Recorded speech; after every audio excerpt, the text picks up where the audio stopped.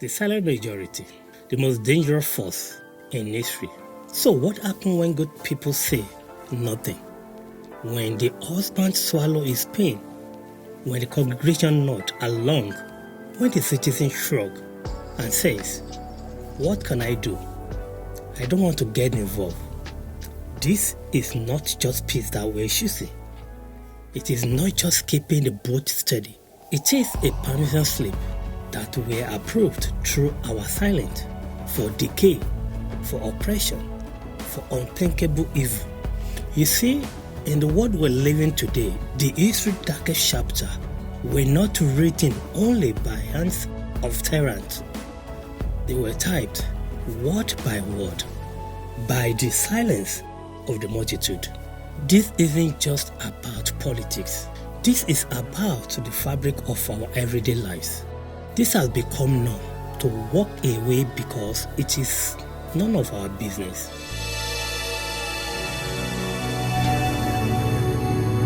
Hi guys, welcome to the Caleb Adediji Show, where we don't just talk ideas, but we expose the truth that keeps you and me up at night.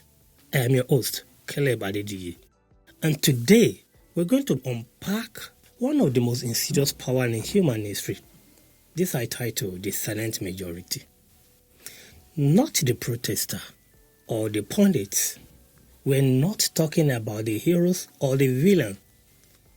I am simply talking about the everyday folks. You, me, your neighbor. Those who see injustice and feel the wrongness in their gut, but choose silence because it is easier. Silence is safer. Or simply, not my place to intervene. I don't want to get involved. We're going to explore the danger of this silence across every corner of our life. Be it our marriage, is it in our religion. We are going to dive deep into how this affects our politics and the grind of our daily existence. We're also going to connect it to how leaders like Hitler exploited it to fuel genocide, how it enabled radical elements in Islam, and how government oppression thrives on our quiet complicity.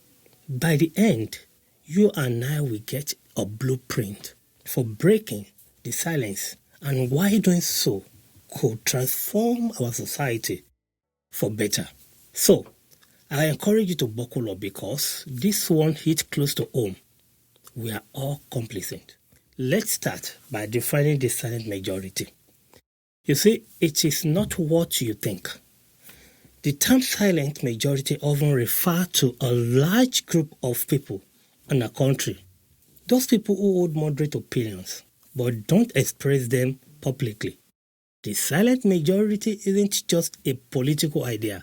It is an human condition that has been normalized. Silent majority got famous with Nixon in 1969, rallying white Americans against anti-war chaos. But it is timeless. The mass of people who know better but say nothing, letting the loud few dictate the reality. It is the majority in any system, be it marriage, your church, a workplace, even a nation at large. It is those who see what is wrong, who feel the knot of discomfort in their gut, but chooses for 1,000 reasons why they need to stay silent, just to avoid conflicts, to keep the peace, to not rock the boat. The silent majority. So you see, we tell ourselves that our voice doesn't matter, that it is someone else's responsibility, that the price of speaking is too high. But here is the brutal truth. Silence is not neutrality. Silence is endorsement. It secedes the stage, the narrative, and ultimately the power to whom is willing to speak and act, no matter how dangerous their idea is. You see, psychologically, it is tied to the base standard effect, where the more witnesses to wrongdoing, the less anyone acts, which they assume that someone else will handle it. But I want you to know this is not cowardice. It is a glitch in our brain that the evil people disguise themselves as powerful exploits. And that is why few people are able to control billions of us. That is why one elected official can come up with an evil idea and get away with it. Why? Because no one wants to talk. It is too risky. In life, silence isn't golden. It is a gasoline on a fire. Let's take this silence to our marriage. The quiet killer of love. Marriage don't explode from one, affair. They erode from unspoken pain or hurt. He resents a constant criticism, but bite his tongue just to avoid fight. She feels neglected, but never voices it out, hoping he just know. And years later, the first paper hit, and one says, I had no idea. Did I do something wrong? Why do you want to divorce me? We need to know that silence breeds assumption. Assumption breeds resentment. And isolation becomes the fruit. Isolation becomes a refuge. A study of failed relationships shows that unspoken issue compound like interest that turns partner into stranger living under one roof. How bad can that be?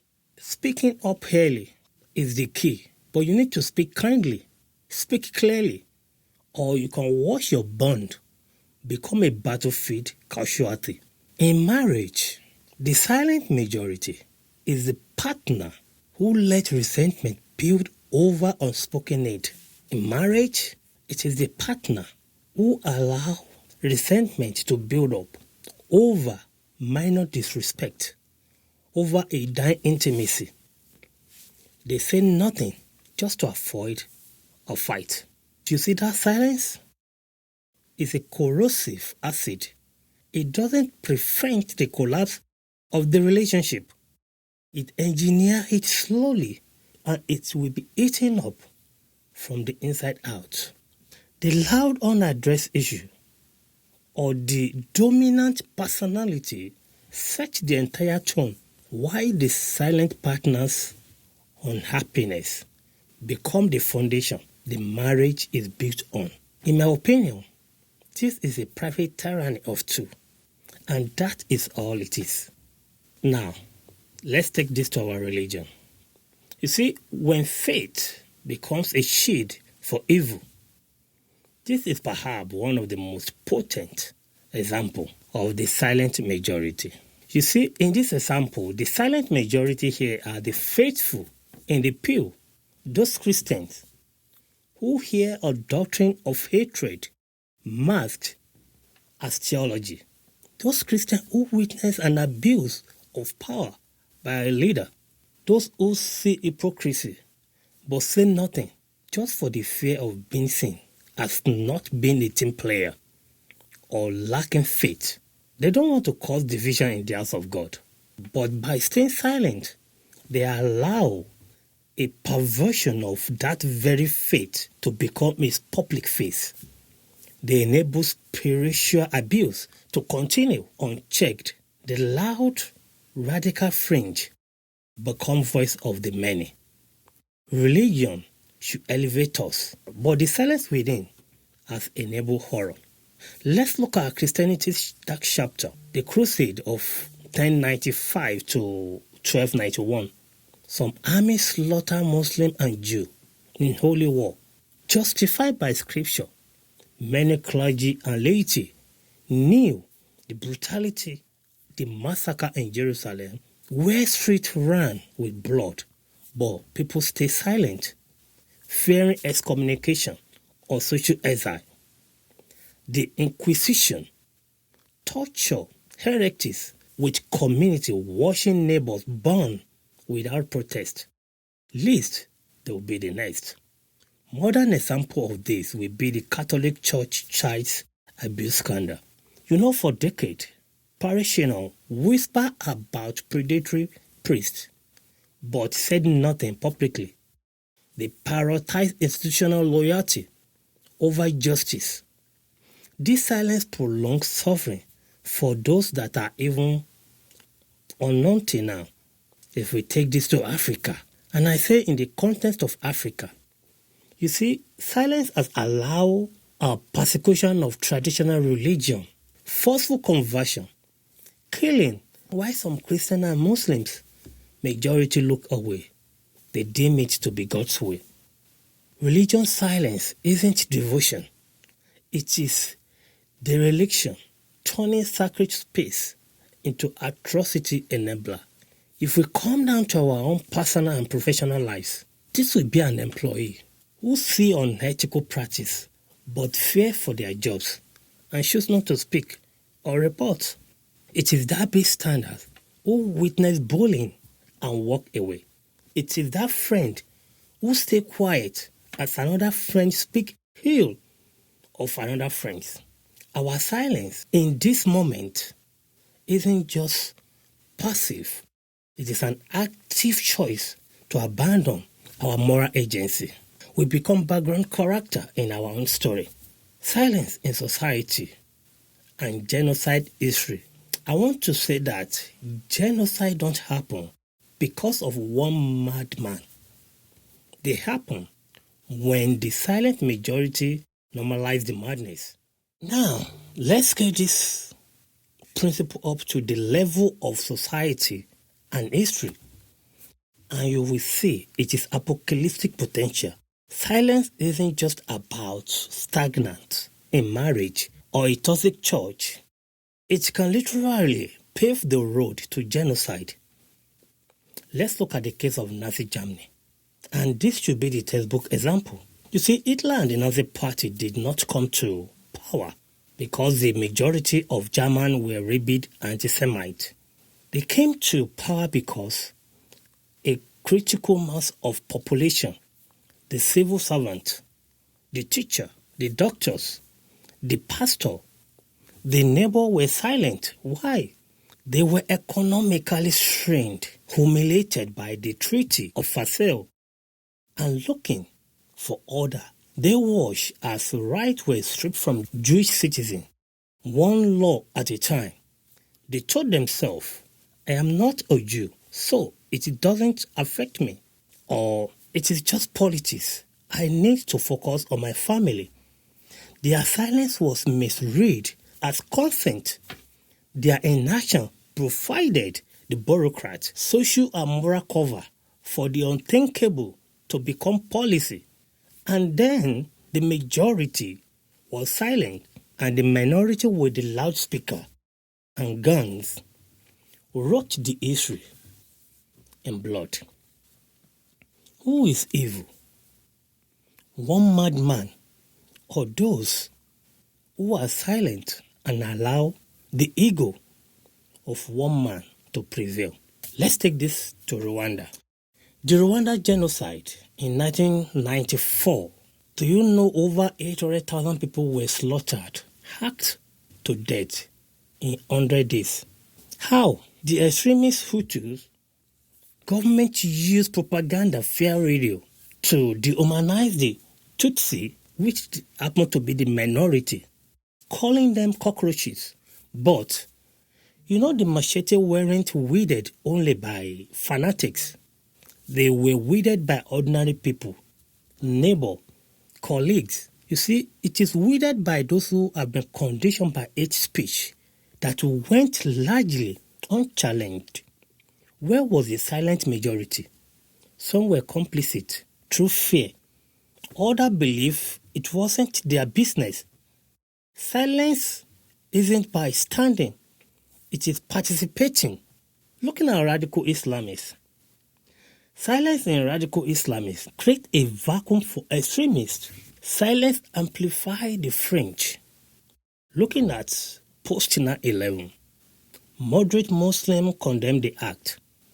They condemned terrorism, but many stayed quiet, fearing backlash from within. Things like, we can't be seen as if we are not Muslim enough. I am loyal to Islam, not humanity. All right, taking this to Pakistan, critics of blasphemy, people in the likes of Salman Taseer were assassinated, silencing dissent, honor killing, letting radicals define their faith. Should we take it back home in Nigeria? You understand the northern Muslims go about destroying alcoholic drink, yet they enjoy the tax coming from it. Many Islamic groups go about harassing traditional worshippers, the killing of Deborah, the Chibok girl, yet some people keep mute like nothing happened. If only the silent majority stormed the street during Chibok girl and demand from the government a secure and safe environment, I guarantee you that within 24 hours, what it is called insurgency will have been a thing of history in Nigeria by now. If you look at the answers, you will understand that many people don't care. They remain silent. Even after the massacre, people still go out the following day, go by their business, just for the fear of hunger. What do you think that encouraged? It encouraged the government to keep daring the citizen. It encouraged the government to keep using unlawful power on their citizen, believing nothing will come out of it. You see, this isn't about Islam. It is how silence let extremists hijack any ideology, unlawful orders, and dictatorship.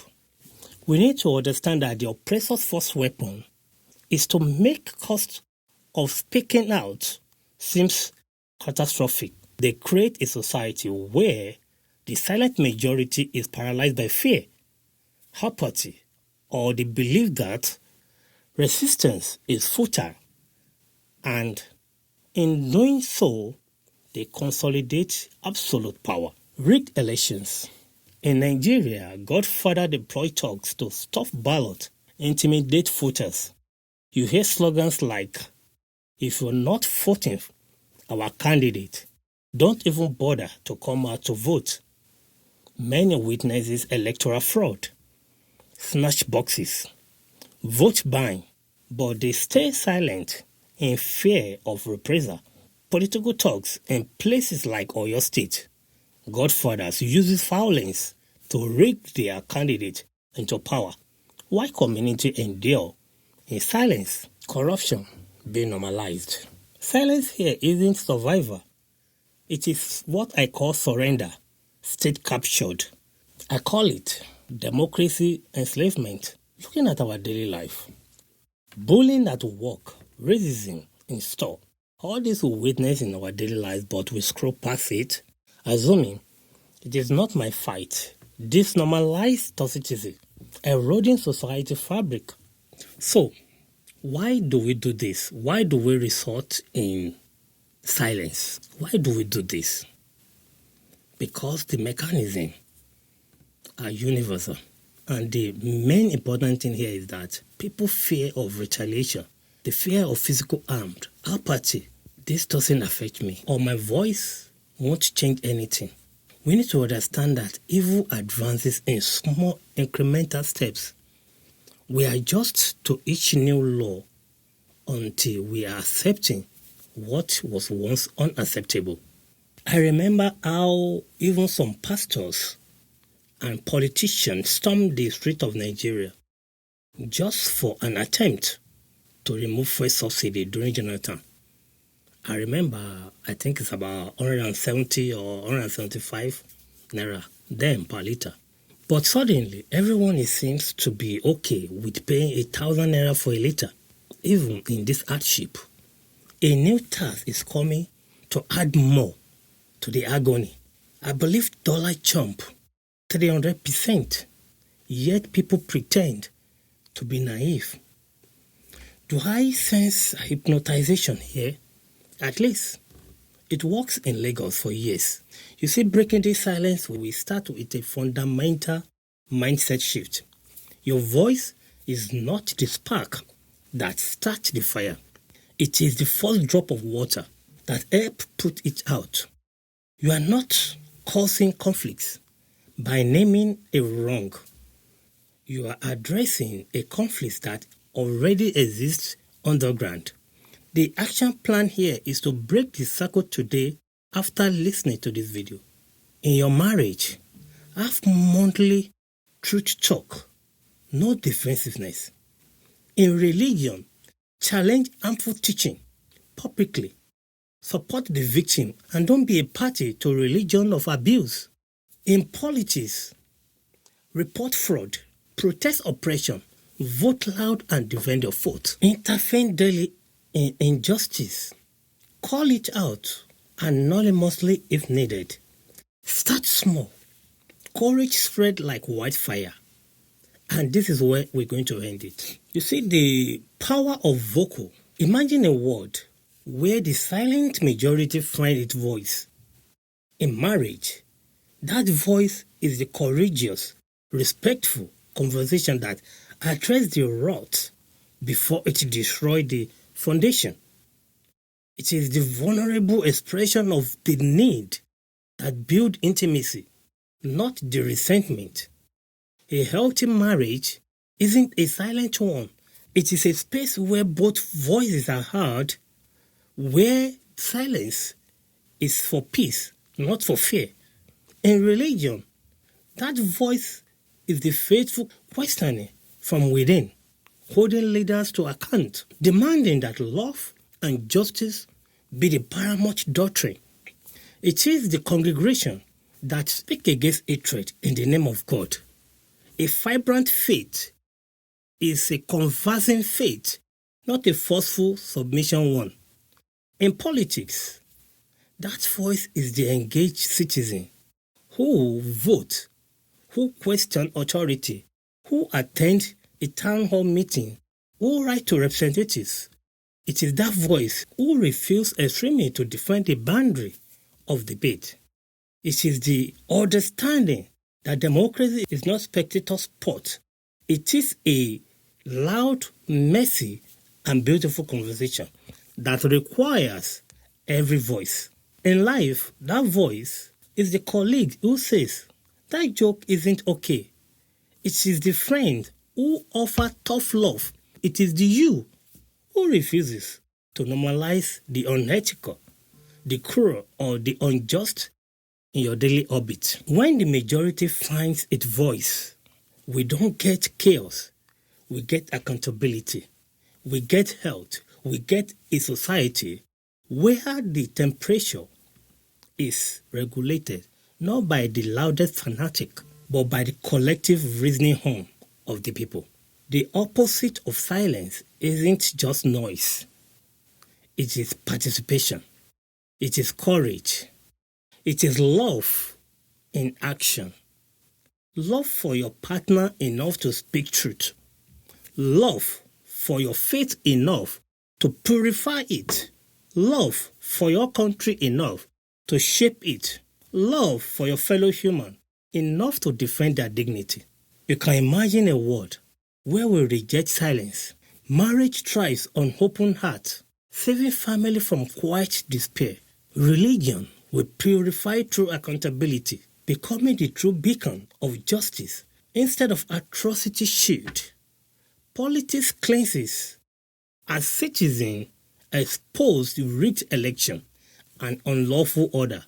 You see, dismantling oppression and corruption at its roots in daily life.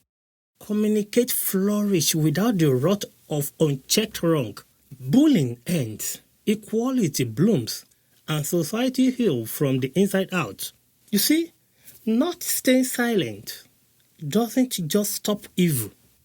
It builds stronger bond, purer faith, honest governance, and a vibrant existence where every voice counts. You see, your words are not noise. They are the foundation of better word. Speak up and watch society transformed. This is a wake-up call to break that silence in your home, in your heart, and in your community. I encourage you today that you find your voice, use it wisely, use it bravely. The world is waiting to hear from you. And that is the Caleb Adediji Show. What is your silent story? Comment below. When did speaking change everything for you? Like, subscribe, and hit the notification button.